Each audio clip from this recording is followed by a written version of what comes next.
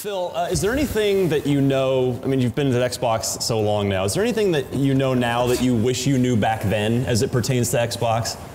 Like any sort of lesson or lessons that from back then that you just still try to always hang on to now and remember now?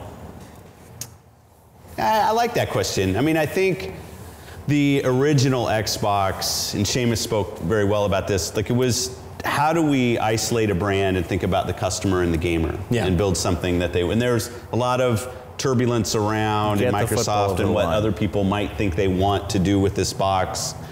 And I think, you know, going into, and I think about that time, because it was a great time, even down in Millennium in the gravel pits. We were, I still think of it as the garage band, right? We were down there and we weren't making a lot of money, but we were making progress. We were gaining customers and fans started to love the brand and the games that we had.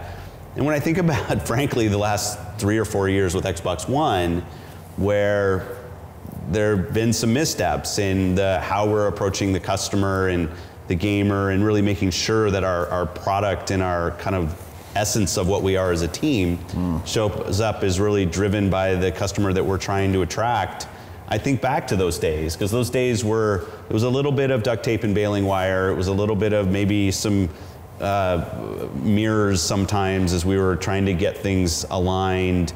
But the one thing that the team back then really had, we knew who our customer was, and we knew what our product needed to do. In fact, we kind of knew who the competition was, and it was very direct. And I think about that a ton with Xbox One right now, because I think it's easy as you have some success in the 360 generation, and then you start to aspire to even to different, broader, more, to lose sight of what the core is of your product and what the customers think about.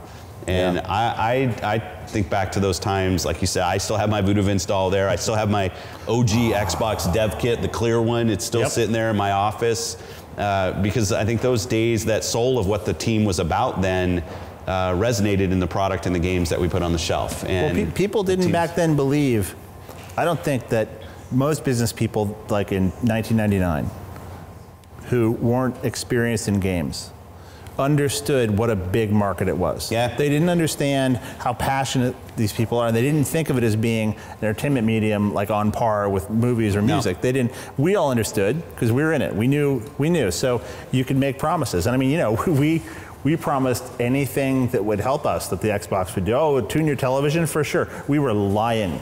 Yeah. We were lying because we knew that if we just made it a game console, that it would work. You know.